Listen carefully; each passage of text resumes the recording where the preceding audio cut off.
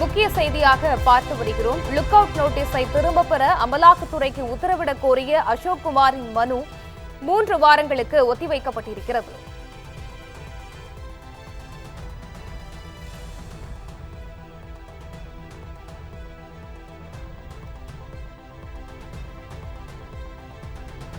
Look out நோட்டீஸை திரும்ப பெற அமலாக்கத்துறைக்கு உத்தரவிடக் கோரிய அசோக் குமாரின் மனுவின் விசாரணை 3 வாரங்களுக்கு ஒத்திவைக்கப்பட்டிருக்கிறது.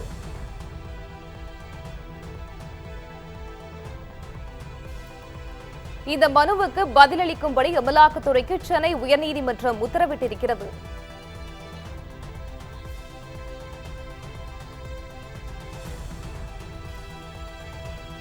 லுக் அவுட் நோட்டீஸை திரும்ப பெற அமலாக்கத்துறைக்கு உத்தரவிடக் கோரிய அசோக் குமாரின் மனுவின் விசாரணை 3 வாரங்களுக்கு ஒத்திவைக்கப்பட்டிருக்கிறது.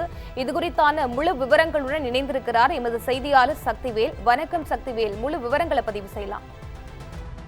நிச்சயமாக வணக்கம் பவித்ரா. அமலாக்கத்துறையின் லுக் அவுட் நோட்டீஸை எதிர்த்து முன்னாள் அமைச்சர் செந்தில் பாலாஜியின் சகோதரர் அசோக் குமார் தாக்கல் செய்த மனு மீதான விசாரணையை சென்னை உயர்நீதிமன்றம் 3 வாரங்களுக்கு தள்ளி வைத்துள்ளது. அரசு வேலைக்கு பணம் பெற்றதாக கூறி முன்னாள் அமைச்சர் செந்தில் பாலாஜி, அவரது சகோதரர் அசோக் குமார் உள்ளிட்டோருக்கு எதிராக அமலாக்கத்துறை சட்டவிரோத பண பரிமாற்ற தடை சட்டத்தின் கீழ் வழக்கு பதிவு செய்திருந்தது. இந்த வழக்கில் அசோக் குமாருக்கு எதிராக அமலாக்கத்துறை கடந்த ஆண்டு லுக் அவுட் நோட்டீஸ் பிறப்பித்தது.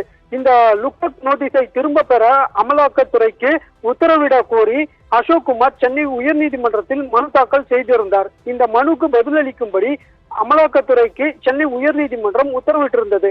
இந்த வழக்கு தலைமை நீதிபதி சுஸ்ரு அரவிந்த் தர்மாதிகாரி மற்றும் நீதிபதி ஜி அருள்முருகன் அடங்கிய அமர்வில் விசாரணைக்கு வந்தது.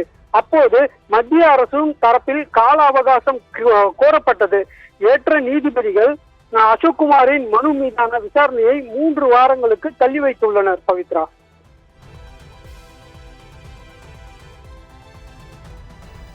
விவரங்களுக்கு நன்றி சக்திவேல்.